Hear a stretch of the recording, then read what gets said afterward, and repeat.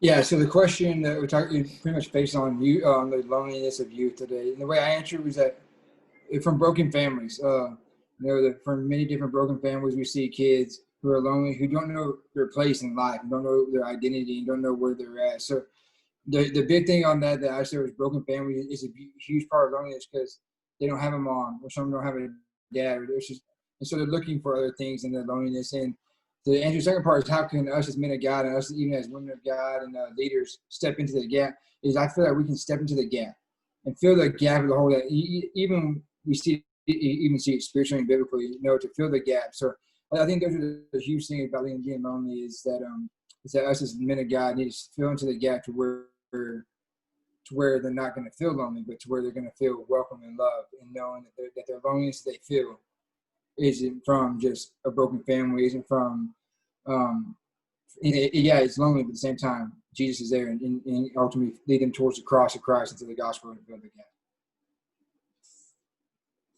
For myself, I think one of the most important reasons why there's an epidemic of loneliness is technology itself. A lot of teenagers nowadays are in front of the computer screens, in front of their phone, in front of the TV screen playing games, and the only community that they have is over online. There's no face-to-face, there's no, it's kind of a fake community. And I think in that situation, that it just brings in loneliness. We may think that since I'm playing games with my friends over on Xbox, I'm not lonely, but in a sense, there's no face-to-face contact. There's no face-to-face contact, which is so important for us since we are communal. We need the community, and obviously it's biblical. And I think that's one of the big reasons why there's an epidemic of loneliness nowadays.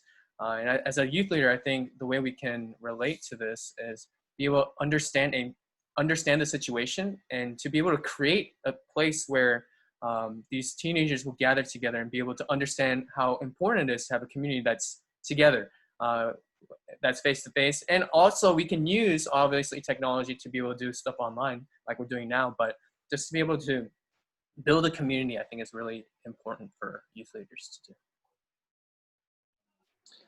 Okay, so from my perspective, I think one of the reasons that there's an epidemic of loneliness in the youth culture today is social media, specifically and I would kind of nuance that in with the persona of manicured culture. I mean, a culture of a manicured persona. So they seem to have this perfect view of what's posted. You can't be yourself online. You have to be somebody that's perfect.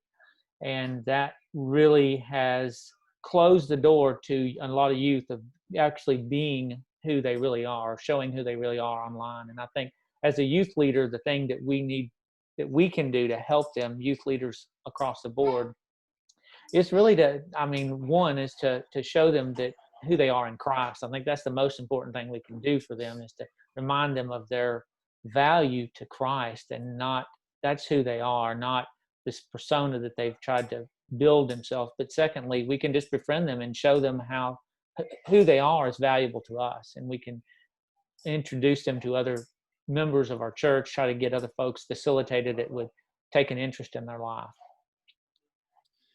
Yeah, so to continue the conversation with technology, social media has just expedited. I said that it creates the facade of connection without actually being connected, and therefore you feel really connected, but you're actually extremely lonely because your only connections are digital connections and not person to person.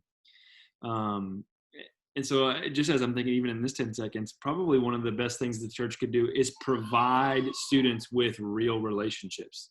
Here, come and taste and see what an authentic relationship is, and see that it's better than digital.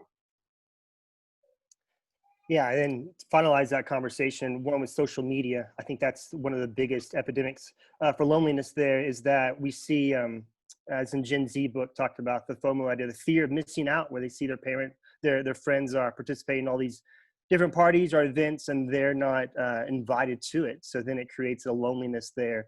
And then to follow up with Casey there too, as a broken home, where we see maybe this adaptation crisis where parents get divorced and, you know, they have to move to a new area, then create new friends, or some parents just aren't involved with their kids and creates loneliness there. What can youth ministers do? One, always point them to Christ, but two, be that consistent adult for them. And as we kind of talked in our group, the idea that the church facilitating where older members can help a teenager to talk through them about like the idea of discipleship, or how loneliness has been the same. Even in their time, they were not alone through that feeling. And then how we can connect one another, as Josh was saying, to create community with that as well.